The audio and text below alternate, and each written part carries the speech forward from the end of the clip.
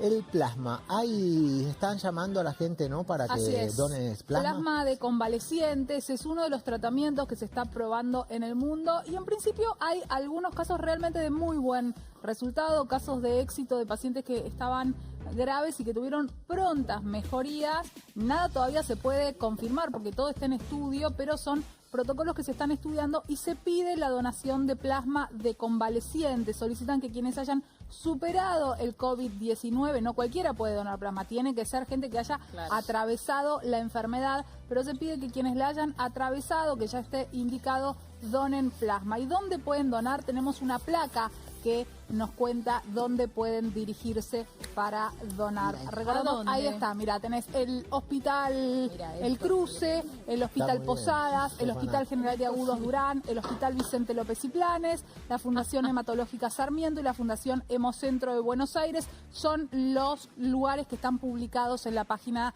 del gobierno de la nación en argentina.gov.ar y allí dice dónde donar. Así que queríamos compartirlo, llamar a quienes hayan recuperado de COVID-19 a solidarizarse con quienes lo están atravesando y también con el estudio que se está haciendo, así que se piden donaciones de plasma de convalecientes. Bueno, muy bien. Yo creo que es un buen momento, Tatiana, y Maya, para escuchar al Doc Stor que nos cuente lo del plasma, que es una extracción de sangre, para que la gente sepa, bueno, el plasma se saca de la sangre, así que buen día, Doc. Buen día, Ariel, buen día a todos. ¿Cómo anda? ¿Se lo ve bien? ¿Se lo ve relajado, tranquilo? Sí, muy relajado. No soy analítico, Ariel. Vio, no me equivoco para nada. No. Bueno, Doc, estábamos hablando sobre la donación de plasma. El tratamiento con plasma, ¿podríamos decir a esta altura que está demostrado que puede servir? Definitivamente, y lo decís bien, que puede servir. Te diría que es una de las evidencias más fuertes de todas las cosas que se han probado. Querías vos hablar incluso después de alguna medicación que se ha nombrado tanto. Pero que la gente entienda bien lo del plasma. En el plasma hay anticuerpos. Entonces esto se llama la inmunización pasiva.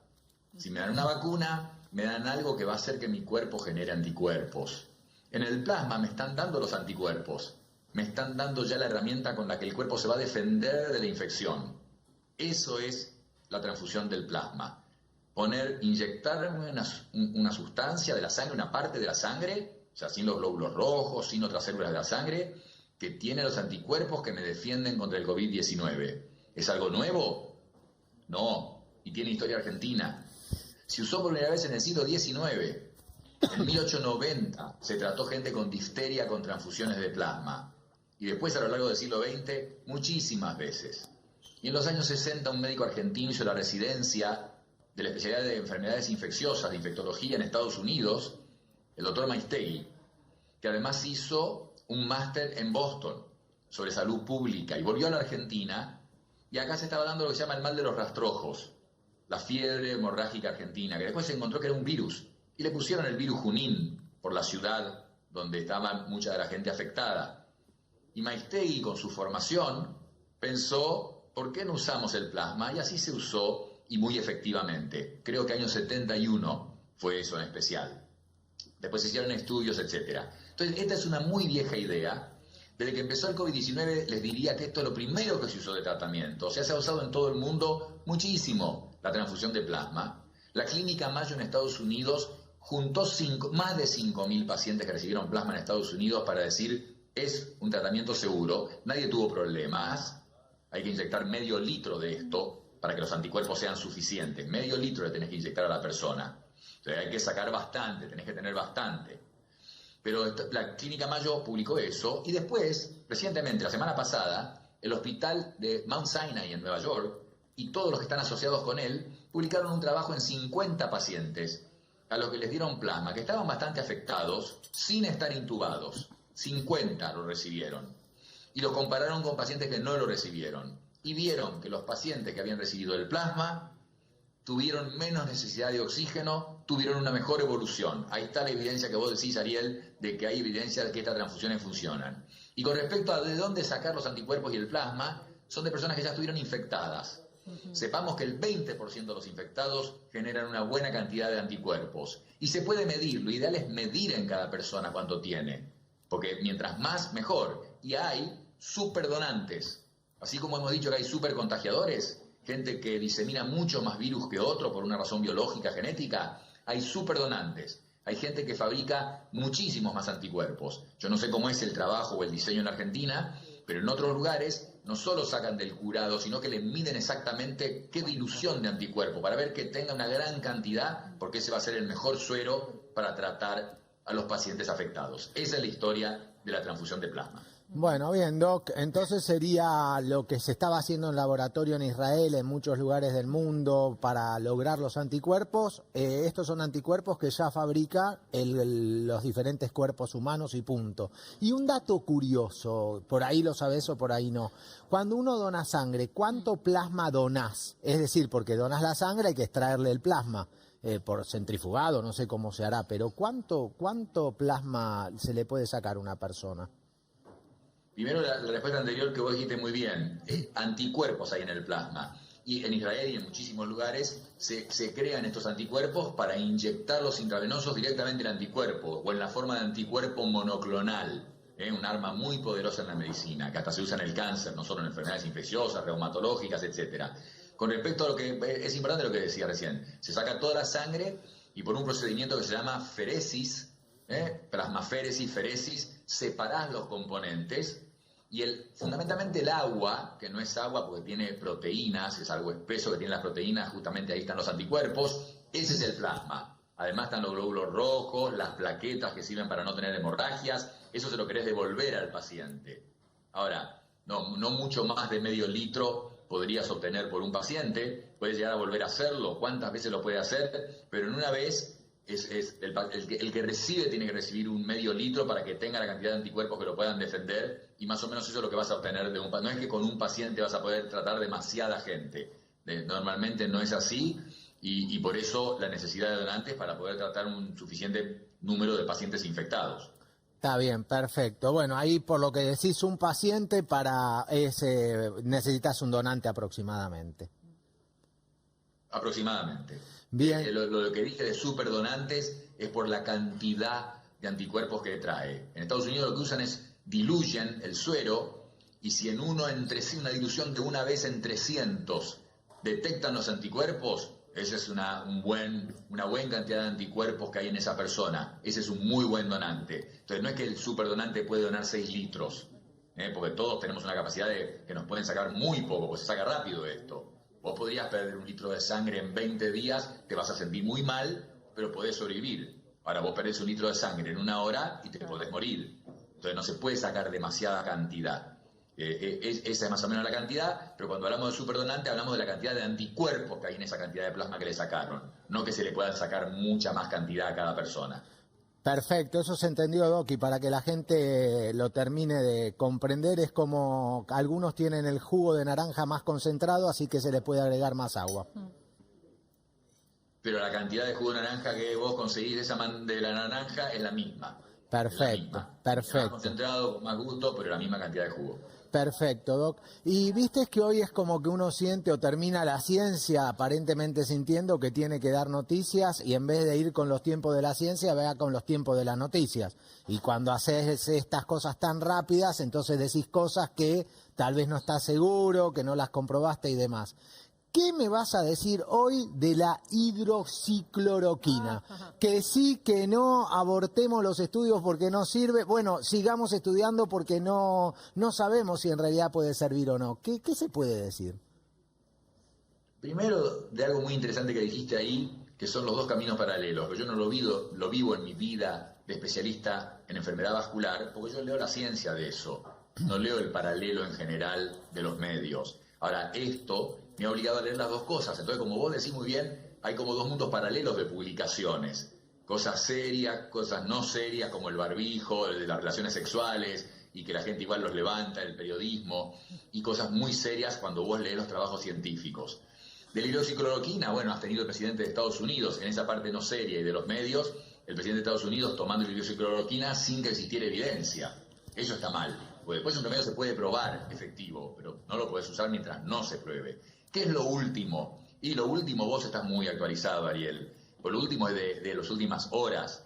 La revista, que ya debe ser de cabecera de ustedes, el New England Journal, de las más sólidas que existe, acaba de publicar un estudio en unas 900 personas, la mayoría trabajadores de la salud, en que no sabían que estuvieran infectados. Eligieron personas de alto riesgo de infección, gente que había tenido estrecho contacto con un infectado. Entonces, antes de saber si estuvieran infectados, eligieron gente que tuvo estrecho contacto, la mayoría eran personal de salud, porque son los que más obviamente tienen estrecho contacto y situaciones de riesgo, por más que se protejan, etcétera, y los trataron con hidroxicloroquina. Pero esta vez el estudio fue con el mejor diseño del mundo, que quiere decir doble ciego, o sea, ni el paciente sabe si la recibe o no, porque se les dio una vitamina como comparadora. A la mitad les dieron hidroxicloroquina y a la mitad una vitamina. Y los pacientes no sabían si le estaban dando la vitamina o la hidroxicloroquina. Y el médico que la daba tampoco sabía si estaba dando hidroxicloroquina o vitamina. Esa es la mejor manera de hacer un estudio para que nadie esté influenciado. Si no hay el efecto de placebo, estas gotitas me hacen bien. Acá nadie sabía qué estaba recibiendo ni qué estaba dando. Y además se repartió al azar quién era el paciente que recibía la hidroxicloroquina y quién era el que no la recibía. Ese es el mejor diseño científico. Antes de saber que estaban infectados, para saber si la hidroxicloroquina podía prevenir la infección. Entonces, lo siguieron en el tiempo y vieron que en los dos grupos terminaron infectándose más o menos el 14% de todos, en los que tomaron hidroxicloroquina y en los que no la tomaron. Conclusión, la hidroxicloroquina, aún dada muy tempranamente y en una dosis alta, no hizo diferencia en que una persona se infectara o no cuando fueron personas que estaban expuestas a alto riesgo de haberse contagiado la enfermedad. Y aparte de este trabajo, que es el último que vos te estás citando, está el que ya hemos hablado de 90.000 personas en que murieron más los que tomaron hidroxicloroquina, ya lo hemos hablado. Hubo otro en Francia, en China, todos negativos hasta ahora y con efectos colaterales de arritmia. Este último no tuvo efectos colaterales, no hubo más problemas con hidroxicloroquina, pero de nuevo, no tuvo efecto. Bien, bueno, entonces ahí queda más claro. Doc, te hago una pregunta. Viste, está la noticia que parece que va a poder, en la ciudad de Buenos Aires se va a poder salir a correr, nos contaba Tatiana, de 20 a 8 de la mañana. ¿Es muy riesgoso salir a correr si lo haces no en grupo y demás? ¿O hay riesgos de salir a correr? Bueno, la televisión hace que haya un retraso en la comunicación, entonces yo vuelvo para atrás siempre en alguna de tus preguntas. No, porque quería decir con la hidroxicloroquina, uno debería decir que esto ya es el entierro de la hidroxicloroquina. No podemos seguir acumulando estudios negativos. Pero fíjate qué interesante, después del que hablamos del de 90.000 personas el otro día, que había muerto más gente en el grupo de hidroxicloroquina, la Organización Mundial de la Salud sacó el estudio ese Solidaridad que estaba haciendo en muchos países del mundo. El estudio de Solidaridad incluía pacientes que tomaban hidroxicloroquina. La Organización Mundial de la Salud dijo, no, después de este estudio, 90.000 personas, más varios más, saquemos la hidroxicloroquina de este estudio que estamos haciendo llamado Solidaridad. Y ahora, con este otro que apareció y una revisión de los 90.000 pacientes, están dudando y vuelven a poner la hidroxicloroquina. Es notable, va a quedar en la memoria estas idas y venidas, pero no hay ninguna evidencia de que funcione por ahora. Respecto a correr... ¿Qué, perdón? No, perdóname, bueno, pero para cerrar entonces el tema anterior, uno podría leer entre líneas que tiene que ver un poco la cantidad de dosis que X países compraron, se donaron y la publicidad que se hizo para decir... influenciar. A ver, Ariel, ¿en qué tema en la historia de la humanidad no hay sesgos, no hay intereses, no hay influencias? Justamente nos hemos jactado con vos acá de decir, nosotros acá estamos contando datos científicos, leemos mucho y los citamos. Después, y creo que estamos transmitiendo la traducción más pura de lo que pasa. Justamente no queremos influenciar a la gente, queremos dar los datos, pero es inevitable que eso pasa en el diseño de los estudios, cuando hablas de una organización bastante política como la del Mundial de la Salud, etcétera. Tenés razón en lo que decís. Pero, si querés, seguimos con los corredores. Sí, ¿se puede salir a correr, Doc, de manera segura o no? La gente que está escuchando, seguro que hay varios en la casa que se miraron, se sonrieron y dijeron, bueno, puede ser peligroso porque me asalten de 8 de la noche a 8 de la mañana y probablemente haya muchos lugares, estamos en Argentina, en los últimos 30 años la seguridad en Argentina cambió mucho, así que hay un riesgo que no tiene nada que ver con el COVID-19. Con respecto a correr, hemos estado hablando con ustedes acá, yo personalmente pienso que no, Ariel, yo creo que lo que tenemos que hacer ahora, se testea poco y el aislamiento se ha flexibilizado mucho. Vos salís a todos ustedes salen a la calle, algunos por ahí están en provincia, de la provincia a la capital, o de la capital a la provincia, yo lo he hecho. Esto está muy flexibilizado, o sea, no hay un aislamiento estricto por más que hay una cuarentena y no hay mucho testeo. Es razonable que la mayor parte de la gente pueda hacer actividades, trabajo y correr no altera eso. Yo sugeriría con barbijo, pero uno puede pasar a la distancia que hay que respetar, que idealmente son 2 metros de las demás personas, y correr una cantidad lógica. Yo sé que hay grandes corredores y que hay que correr 20 kilómetros por día, correr un tiempo y una distancia lógica. Yo lo haría con barbijo, es más incómodo, no hay duda, más incómodo, pero hay una diferencia enorme entre quedarte encerrado en tu casa y ya poder salir. Pero no pienso que haya peligro en absoluto, me parece una buena idea, y sí, lo que hay que ir a buscar son los lugares de alto riesgo. Los lugares de alto riesgo, el geriátrico, ya lo hemos visto lo que ha pasado varias veces, los centros médicos, las villas, los lugares sin recursos. Ir a ver ahí que no se generen brotes, Villa Azul y muchas otras. Ir a buscar ahí, a controlar el brote, a controlar esos lugares que es de donde se va a contagiar la mayor parte de la gente. ¿Me entiende? Eso es fundamental. Ese corredor que por ahí viajó y no sabía que estaba infectado y estaba asintomático y por ahí se infecta y está enfermo, es improbable que infecte a 1000 personas. Ahora, cuando hay un pequeño brote en un lugar en que están todos encimados, que no pueden tener distancia, que se juntan de a varios, que no tienen apoyo de higiene o de salud, ahí se genera el brote en que 5% pueden infectar el 60% del total. Entonces, correr, sí, con algunas precauciones. Bien, Doc. Y con el tiempo, ya 70 días de aislamiento, empiezan a sonar más los problemas de salud mental y también los profesionales que empiezan a alarmar, profesionales digo de la salud mental, que empiezan a alarmar, mirá que podemos tener complicaciones, que la gente empieza a tener problemas y la virtualidad no los estaría solucionando porque en muchos casos la gente contarle cosas al psicólogo y demás necesita privacidad. Y hay casos donde hasta escuchás que hay gente que se encierra en un placar para poder hablar con su terapeuta en la casa. Y algunos alarman de que puede haber suicidios, etcétera, etcétera. ¿Qué sabes de esto? ¿Cómo está la gente mentalmente? Lo hemos hablado, hemos dado consejos con ustedes de qué hacer hace 2 meses, ¿no? La rutina, el sueño, el ejercicio, la relajación, pero eso era cuando llevábamos 2 semanas de aislamiento, Ariel.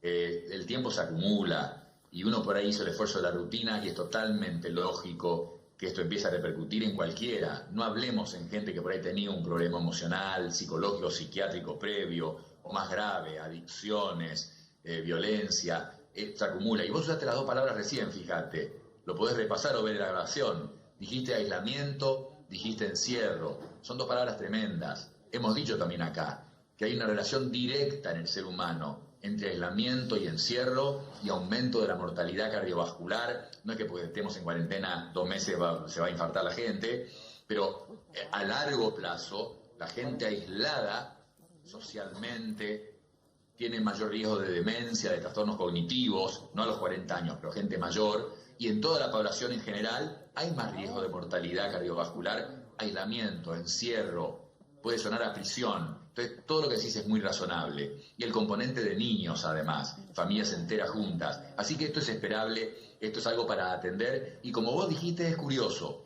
porque las consultas médicas se hacen muchísimo, han aumentado y se han multiplicado enormemente, pero no tanto la de psicología. Hay más problema, como vos estás diciendo. En el hemisferio norte, que es otra sangre que el latino, es otra forma de relación con los seres humanos, desde antes de la pandemia, mucha gente hacía terapia desde la casa. Primero que hay más gente que vive sola, entonces no hay problema que los estén escuchando, pero era muy común la terapia desde la casa. Para nosotros ha sido fundamentalmente 99% nuevo, y como vos decís, o tecnológicamente o por la comodidad de la persona, no se usa tanto. Ahora, la recomendación que podemos dar, yo dijimos alguna vez, en la UBA hay, yo no lo puedo verificar, no sé cuán bueno sea, pero que sepa la gente que sin costo, en la UBA, creo que el sitio es, y lo digo así porque no me lo acuerdo exactamente, pero sé que la UBA tiene un sitio gratuito que por ahí uno puede probar y uno tiene intuición y se da cuenta, ¿me están ayudando o no me ayudan? Algo como asistencia psicológico,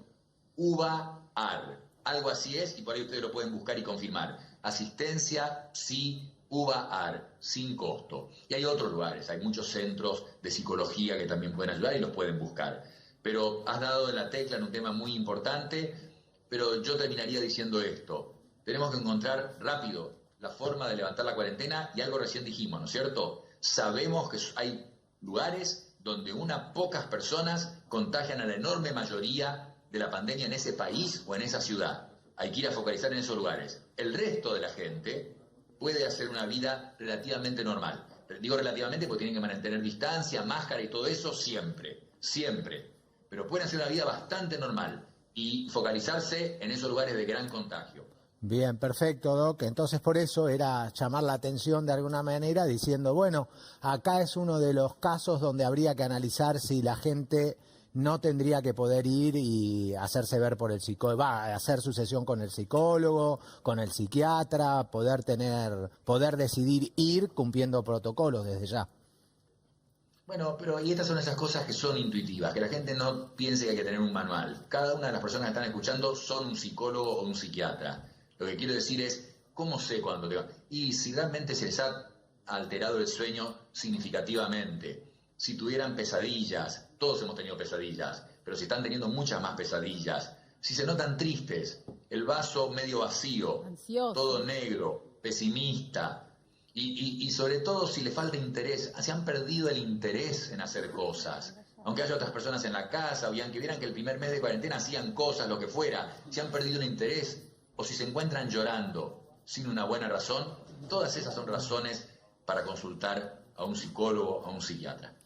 Bien, Doc, perfecto. Última pregunta, porque acá el tiempo, viste, en la tele es complicado y para vos también. Suecia hizo como un mea culpa diciendo, bueno, la verdad que esto que hicimos, le dijimos a la gente, le trasladamos la responsabilidad a la gente, lo único que les dijimos, no se reúnan más de 50 muchachos y allá vamos. Hoy dicen, tal vez, bueno, no, que tal vez tendríamos que haber tenido una cuarentena o organizarlo mejor. Ahora, primero tu reflexión sobre esto y después también ellos dicen, ojo, las cuarentenas totales tampoco creemos que sean buenas y después de esto vimos que el mundo empezó a activarse, pero ¿pueden haber rebrotes? ¿Se sabe algo científicamente o son habladurías nada más? Con tiempos de televisión, Ariel, entonces. Dale. Ahí percibí tu mensaje. ¿Puede haber rebrotes? Y preguntarle a los iraníes, que hace 2 días tuvieron 3.000 infectados en un día y 80 muertos, cuando habían supuestamente controlado, ellos tuvieron un gran problema. Acaban de tener un rebrote, porque abrieron todas las mezquitas, imagínate. Esos son los lugares de supercontagiadores que yo te decía hace 2 minutos. Suecia, una cosa buena para hacer el intermedio, encontrar qué es lo que hay que hacer. Suecia no quisieron hacer inmunización en rebaño. Ya hemos dicho 1000 veces que en Suecia no es que era todo totalmente libre. No cerraron restaurantes, pero cuidaron los geriátricos donde murió mucha gente, pero igual cuidaban a la gente mayor, limitaban la cantidad de gente que se podía juntar. Dijimos que en los hogares de Suecia en la mitad hay una sola persona, naturalmente es gente distante, o sea que no es que fue Brasil, pero tuvieron 5.000 muertes, que es un orden de magnitud mayor, 10 veces más que sus vecinos de Noruega, de Finlandia, de Dinamarca, que tuvieron 200 muertes, 300 muertes, 500 muertes. Lo hicieron mal, están arrepentidos. Pero dicen, no quizás una cuarentena. Bueno, es lo que dice la primera ministra de Noruega, que si volviera a empezar, ella dice que haría lo que dijimos hace un rato, no una cuarentena estricta total 1918. No, hoy tenemos test. Entonces yo voy a buscar cuáles son los lugares posibles supercontagiadores, las cárceles, los geriátricos, el avión que llega o el barco que llega con gente infectada. Si hay un lugar pobre, que no lo hay en Escandinavia, en Noruega, pero si hubieran lugares de concentración de pobreza, entonces voy ahí agresivamente, encuentro los pequeños brotes ahí y controlo ahí. Y el resto del país, manteniendo distancia y usando máscara, pueden hacer una cosa menos estricta que la que hemos hecho. Ahí tenés la respuesta intermedia entre los dos. Sí pueden hacer rebrotes, van a haber rebrotes, lo tiene Irán en este momento. Esa es la respuesta completa. Perfecto, Doc, súper completo hoy. Así que te agradecemos como siempre por tu tiempo y bueno, vamos a estar hablando. Un abrazo, un saludo para todos. Saludos, gracias, Doc. hasta la semana próxima. Bueno, mañana ya es viernes, así que si hay novedades importantes, el doc está mañana, desde ya. Okay. Si no, vamos informando, vamos juntando todos los temas importantes, o que algo cambió, entonces te lo informamos, para no estar todos los días diciéndote lo mismo y que al final se torne, cuando ¿no? está el doc es que hay novedades. Está el doc, hay grandes noticias.